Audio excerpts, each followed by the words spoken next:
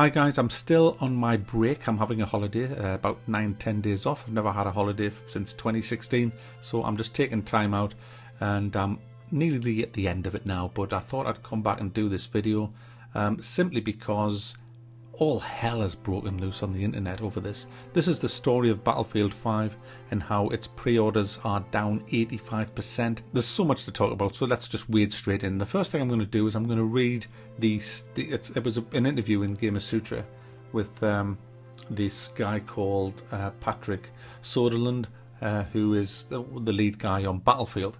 And we're going to read this statement because this is what it's all about, really. On the women in Battlefield, this is something that the development team pushed. Battlefield 5 is a lot about the unseen, the untold, the unplayed. The common perception is that there were no women in World War II. There were a ton of women who both fought in World War II and partook in the war. And we felt like in today's world, I have a 13-year-old daughter, that when the trailer came out and she saw all the flack, she asked me, "Dad, why is this happening?" And she plays Fortnite and says, "I can be a girl in Fortnite. Why are people so upset about this?" And she looked at me and she couldn't understand it. And I'm like, okay, as a parent, how the hell am I going to respond to this? And I just said, you know what? You're right. This is just not okay. These are people who are uneducated. They don't understand that this is a plausible scenario. And listen, this is a game. And today's gaming is gender diversive, like it hasn't been before. There are a lot of female people who want to play, and male players who want to play as a badass woman. And we don't take any flack. We stand up for the cause, because I think those people who don't understand it, well, you have two choices. Either accept it or don't buy the game. I'm fine with either or. It's just not okay. So that was the statement. This guy has since left. Yeah. But let's just quickly, and I mean quickly, go through this. Okay, first of all, I don't know a single person who thinks there were no women in World War II. Absolutely. Even when I was at school and we were in history doing World War II, and I think all schools should teach this, I don't think there was one person in my class who thought no women were in World War II. That's just ridiculous. Nobody thinks that at all. So I'm completely calling bullshit that you think that that's a common perception. I just think you're talking out your ass again, mate. Everybody knows the women played a massive role in World War II. Without them, we wouldn't have won the war. It's as simple as that. They were doing all the men's jobs. They were making ammunition, making guns, tanks, aeroplanes. They were down the mine. They were putting out fires. They were the fire brigade. They were nurses going onto the front lines. They were dying with the men, trying to help the men on the front lines. There was women as fighter pilots as well. There was a whole sniper regiment of them in the Russian army as well. And how about the French resistance? Look at all the women in the French resistance. They were just brave women who fought right up there with the men in the French resistance. Women had a huge role to play in World War II, and anyone that thinks they didn't is an idiot. But then again, I don't know anybody that thinks that they didn't. So there you go. So there's that one debunked immediately. How about your 13-year-old daughter who plays Fortnite? Well, guess what? Fortnite is a fictional game. World War II was a real war. She looked at me and she couldn't understand it. And I'm like, as a parent, how am I going to respond to this? Well, you could tell her the truth. You could have just turned around and said to her, "Oh, look, I'm amazed you haven't learned this at school, but it's obviously you are the one that's uneducated, not the people who are going mental on YouTube.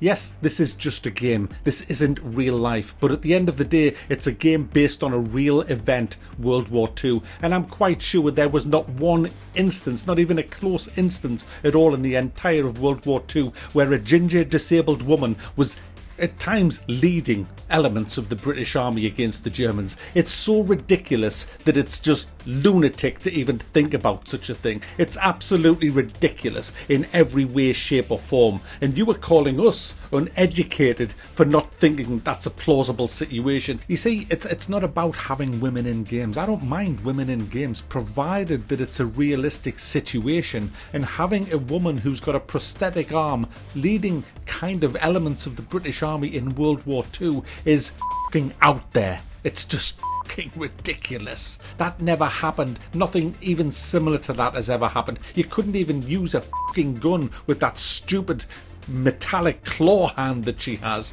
It's just preposterous, and it is game breaking. It is ruining games. Just pandering to these fucking people who think that this should be in a game is ridiculous. And to turn around and then say, oh, the justification is there's lots of women who would like to play this character. Do you know something? Do you know what the statistics last year were for women who actually play first person shooters or tactical shooters? It was 7%, guys. 7%. There's the graphs right there. I mean, the vast majority of women who play games play Candy Crush, and that's not taking the piss. That's actual fact. There's the stats right there. I'll put the link in the description. It's a real stat. And to be honest with you guys, do you know what really rubs me up the wrong way with this?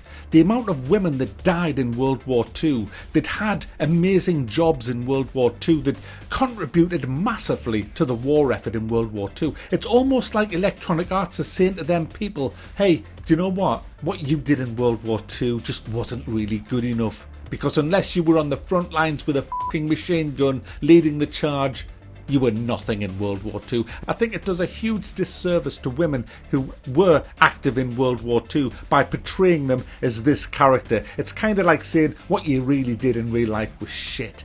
It should have been this. So, you know, fuck you a year. And then the worst thing that he could have possibly said is either accept this or don't buy the game. So basically, accept our mindset or don't buy the game. And of course, people haven't bought the game, have they? And it is bombing, absolutely fucking bombing because of this. And it is because of this. Some people are saying it's because the game isn't historically accurate. Some people are saying that it's because it's released the same week as Red Dead Redemption 2 and Call of Duty Black Ops 4. Well, if that was the case, if that was the reason, then why is it 85% behind them? Because if people could only afford to buy, say, 2 of them games that month, then it would still be evenly split. But all 3 of them would have lower than projected sales because it would be a pretty much even split across the 3 of them, wouldn't it? It wouldn't be 2 right at the top 85% higher than the other one. Because Battlefield has a huge following. It's ludicrous to think that that is the reason. That's bullshit. There's a good reason that no one's buying it, and that's because of the stance that Electronic Arts have taken with this virtue signalling that they're doing, because mark my words, that's what this is. This has got nothing at all to do with women in games. I don't know anybody who has a big problem with women in games. I mean, my favourite World War II game ever is Medal of Honor Allied Assault, and in that you have a French woman who I actually play as in multiplayer. That's my character in multiplayer on the Allies. I mainly play her. I do play the SAS guy as well, but mainly play the French woman. I love her taunts. I think they're hilarious. She was put into that game. She's a playable character as well in the campaign, if I remember rightly. And the reason she is in there is because she plays the part of a French resistance fighter. And, you know, that was real. I can dig that. Yeah, of course. Loads of that was going on. Very brave women, very brave women. But if she was leader of the British Army, no. But again, it's not about that. You know what this is about? Do you know what the real thing that's going on here, guys? It's all about being politically correct. All they're doing is virtue signaling. They're saying, look at us, look at us, look at us. We are all for diversity and feminism and all those things that rule social media. We are here. Look at us. Look what we're doing. Look us, like us, love us, like us. It's a giant virtue signal, guys. It's to make us look good, to make us look as if we were on the right side of the line here. That's what it's all about. But they've totally f***ed up because people now are sick of it. Video games are supposed to take you away from all that shite. We play games to get away from politics. We should not be bringing politics into fucking video games, because this is what happens when you do it. You know, this video that I'm doing now, politics have come into games, so that's why I'm responding to it. Because I have to respond to it, because I don't want politics in my fucking games. And Angry Joe's getting hammered now because of things that he said. Now, I don't ever condone anybody getting a whole load of abuse on YouTube, because it's just not on, and he's getting called some really bad stuff, which I think's bang out of order. But at the end of the day, Angry Joe has come on and said that it's nothing to do with SJWs. It's everything to do with the fact that this game came out, is coming out at the same time as Call of Duty Black Ops 4 and Red Dead Redemption 2. And as I've already said, it's got nothing at all to do with that. And you know, this is not the first time that Angry Joe has jumped on the SJW bandwagon. I remember when Trump got elected, there was a video that he did. He was calling Trump supporters, Trump voters, uneducated. Refute me if you want, but I guarantee you the majority of people that voted for Trump are uneducated. I know, that's like, oh, Joe, that's fucked up to say. No, that's actually the fact. And if you want to show me proof otherwise, you won't find it. I guarantee you, the uneducated voted for Trump. What are we protesting about Trump? Fascism and the fact that his campaign was modeled based on Hitler's. Sure, he's not as bad as Hitler currently, but if he gets his way, eventually he will be. You think he's going to kill 6 million Jews? Steve Bannon would love that. We are protesting against Trump again. What for this time? That's something you would have to ask. Refuse fascism. Not sure? Not sure. Most of these people, they can't name a specific strife they have with the president. Trump is ridiculous. What's the most ridiculous thing he's done? What do you not like about him? Every single thing. We're stuck here with a casino owner as the president. We all need to work together to get us back on the right timeline. Did you vote for the mafia kingpin or the socialist? Well, see, yes, Dr. Unicorn is a socialist, yes. What makes you come here? Like, what drove you to do this? That guy with the uniform. Following him around? He's guilty. Of what? Treason. Where'd you see that? Why? Where is he? Yeah, where did he do treason? Oh, you know the answer to that. No, I don't. Racism, constantly. Where are you seeing racism? On television. Anywhere, really. Like, what has he done that's racist, I'm saying? I don't know. Donald Trump is worse than Hitler. Guys, the simple fact of the matter is this. You are always going to get extreme people in whatever cause you believe in. It's going to happen. What if we were doing a big gamers march through London asking for better games, and then one guy joined that march, just walked into that march, who was a racist dressed up as Adolf Hitler? Does that mean everybody on that march is a Nazi and a racist? That's the way the world is today, because yes, that's how it would be reported, that Nazis, you'd be all called right wing because of that guy. That's the mentality of the SJWs at the moment in the press. Mainstream media is completely fake, to be honest with you. It's all compromised completely.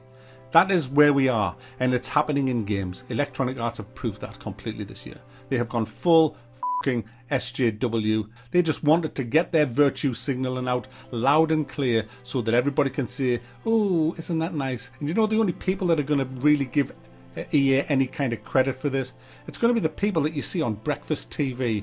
These people who say, oh, we think it's great what they're doing for women's rights. They're doing nothing for women's rights. They're just using the women thing as a fucking tool just to be politically correct and give a big fucking signal out to say, hey, look at us, look at us, look at what we're doing, eh? They've pandered to the people who would never buy their game anyway, and that's why no fucker's buying it. And it's sad that we're at this stage. And I hope no fucker buys it. And I hope this is a big fucking lesson, because they're fucked up again. They're fucked up with Star Wars Battlefront 2, with the fucking loot crates, and they're fucked up again. You need to get some better fucking people in charge of Electronic Arts, because you've got a bunch of fucking idiots in at the minute who are just wrecking the... Actually, no, keep the recruitment going. So there you go, guys. Gamers who don't want a disabled ginger woman leading the British Army in World War II are not sexist. They're not gingerist. They're not anti-disabled or whatever it's called. They're just gamers who want a good fucking game. And if it's about World War II, keep it about World War II, eh? For fuck's sake.